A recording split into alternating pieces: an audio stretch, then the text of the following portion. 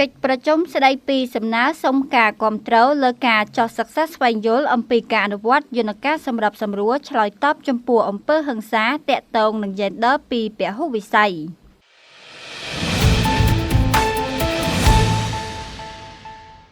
លោកជំទាវ ប៉ាង ដានី អភិបាលរងខេត្តនិងជាប្រធានក្រុមការងារពង្រឹងការឆ្លើយតបជាមួយពហុវិស័យចំពោះអំពើហិង្សាទាក់ទងនឹង Gender ខេត្តកំពង់ចាមបានចូលរួមកិច្ចប្រជុំស្ដីពីសំណើសុំការគាំទ្រលើការចុះសិក្សាស្វែងយល់អំពីការអនុវត្តយន្តការសម្រាប់សម្រួលឆ្លើយតបចំពោះអំពើហិង្សាទាក់ទងនឹង Gender ពីពហុវិស័យដែលមានការអញ្ជើញចូលរួមពីក្រុមការងារទីភ្នាក់ងារសហប្រជាជាតិលើកកម្ពស់សមភាព Gender និងភាពអង្អាចរបស់ស្ត្រីប្រចាំតំបន់អាស៊ីប៉ាស៊ីហ្វិកដឹកនាំដោយលោកស្រី Robin Moni លោកស្រីប្រធានមន្ទីរកិច្ចការនារីខេត្តនិងក្រុមការងារនៃមន្ទីរកិច្ចការនារីលោកស្រីអនុប្រធានមន្ទីរសង្គមកិច្ចអតីតយុទ្ធជននិងយុវនីតិសម្បទាមន្ទីរសុខាភិបាលនិងតំណាងស្នងការនគរបាលខេត្តនាព្រឹកថ្ងៃទី21ខែតុលាឆ្នាំ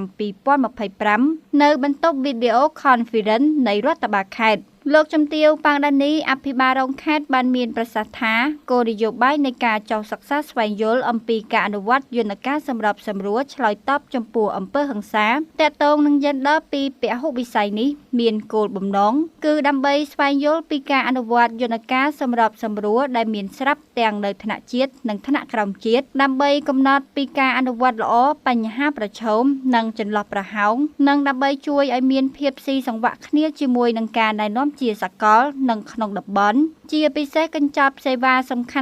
ន់ៗរបស់អង្គការសហប្រជាជាតិមូលដល5ស្ដីពីការសម្របសម្រួលនិងការគ្រប់គ្រងការងារសម្របសម្រួលការសិក្សានេះក៏នឹងចូលរួមចំណែកដោយផ្ទាល់ដល់ការអនុវត្តផែនការសកម្មភាពជាតិស្ដីពីការទប់ស្កាត់អំពើហិង្សាលើស្ត្រីជាពិសេសផ្ដោតលើកិច្ចការពារផ្នែកច្បាប់សេវាពហុវិស័យនិងការពង្រឹងយន្តការសម្របសម្រួលឆ្លើយតបចំពោះអំពើហិង្សាទាក់ទងនឹង Gender